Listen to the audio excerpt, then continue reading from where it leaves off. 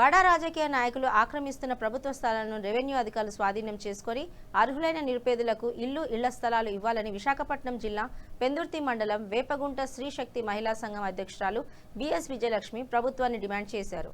అర్హులైన ప్రజలకు ఇళ్ల స్థలాలు ఇవ్వాలని పెందుర్తి తహసీల్దార్ కార్యాలయం వద్ద విజయలక్ష్మి ఆధ్వర్యంలో ధర్నా నిరసన కార్యక్రమాలు నిర్వహించారు. ఈ సందర్భంగా ఆమె మాట్లాడుతూ కోట్లాది రూపాయలు విలువ చేసే ప్రభుత్వ భూములు ఆక్రమణకు గురవుతున్నాయని ఆవేదన వ్యక్తం చేశారు. రెవెన్యూ అధికారులు దీనిపై స్పందించి ప్రభుత్వ భూములు స్వాధీనం చేసుకుని పేదలకు ఇళ్ల స్థలాలు ఇవ్వాలని డిమాండ్ చేశారు.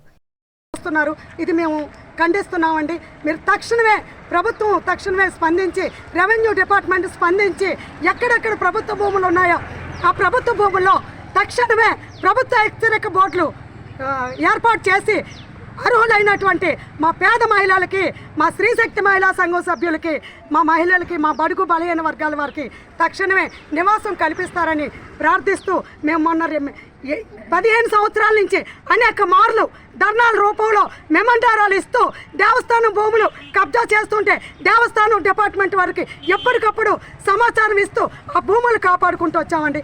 ఎవరు కూడా ఆ ప్రభుత్వ భూములు ఎవరు పట్టించుకోవట్లేదు. ఎవరు ఇష్టారాజ్యంగా వాళ్ళు వ్యవహరిస్తున్నారు. దీనిపై తక్షణమే ప్రభుత్వం స్పందించి తగు చర్యలు తీసుకొని ప్రభుత్వ హెచ్చరిక బోర్డులు పాటించి ఏర్పాటు చేసి మా బడుగు బలహీన వర్గాల వారికి మాకు నివాసం కల్పించాలండి. లేదా మేము ఇంతవరకు కూడా శాంతియుతంగా పోరాటం చేస్తున్నాము. ఆ భూములు కాపాడుకుంటూ వస్తున్నాము. ఎవరెవరో కబ్జాలు చేస్తున్నారు.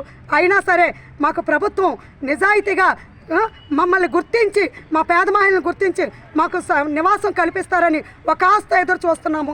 ఇది కానీ జరగకపోతే మాత్రం మా పోరాటం తీవ్రతని మేము కొనసాగి